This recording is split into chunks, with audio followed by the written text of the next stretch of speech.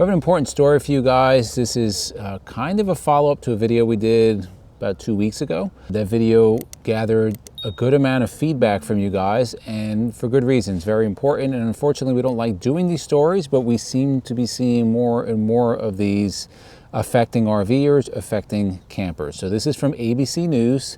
It's dated October 18, 2024. The headline is, "It wasn't a bear that attacked a camper found dead in his tent.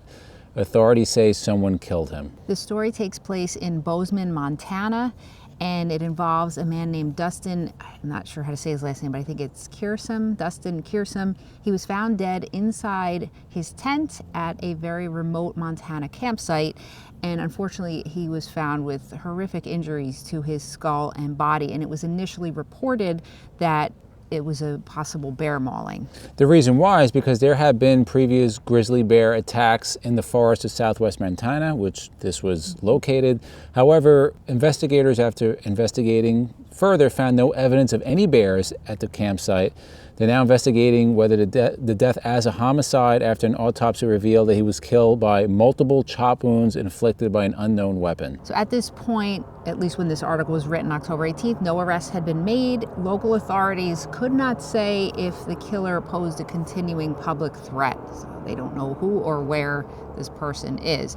Quote, "But we do know that someone was out there who killed someone in a very heinous way," the county sheriff, Dan Springer, said at a press conference Wednesday. "So if you're out in the woods, I need you to be paying attention. You need to remain vigilant."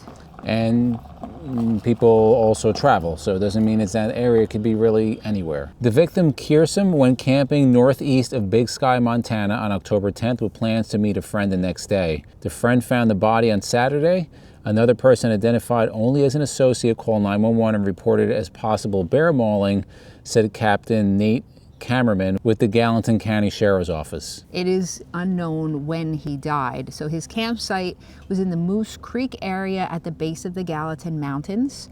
And so it's not an established campground. This is the problem here, one of the big problems with solving or finding out more information about this case. The remote location of the killing complicates the investigation. This is what the sheriff said. There's limited cell phone service in that area, meaning there's no record of calls that they can use. And you know very well, that's how I used to piece things together. One of the big things, if there's kind of an unknown, you do a cell phone dump of the area, see whatever cell phones were in that area at a certain time.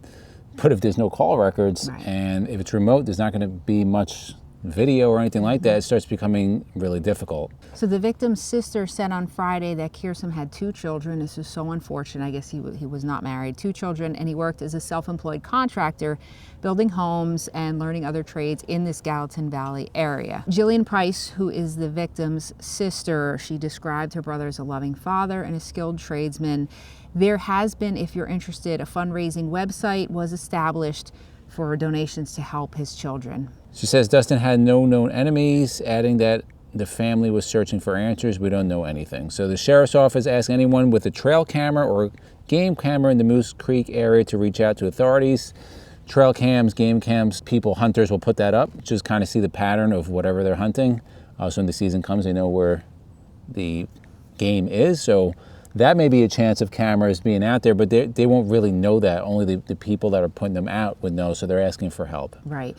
Now, why do we do these videos? People say they're negative, and very much so they are.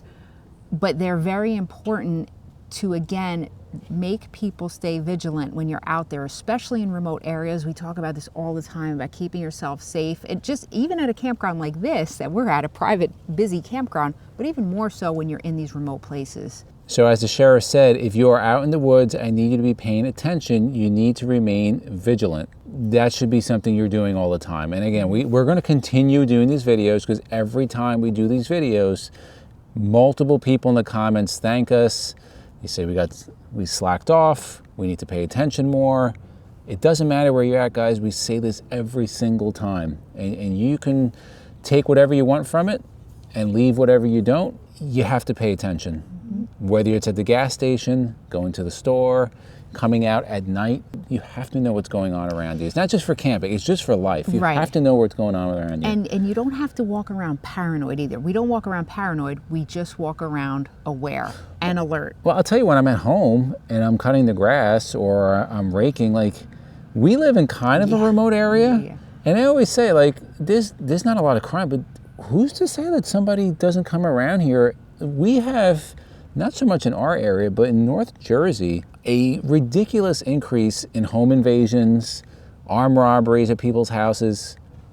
I mean, why can't we be next? Yeah. You know what I mean? Like, we live in that remote area. And not even just that. You remember, this was last year. We're just not talking about humans. You were on the ladder by the RV, bear. and the bear comes walking Right up. next to me. We have to stay vigilant for not just humans, obviously, but for wildlife as well.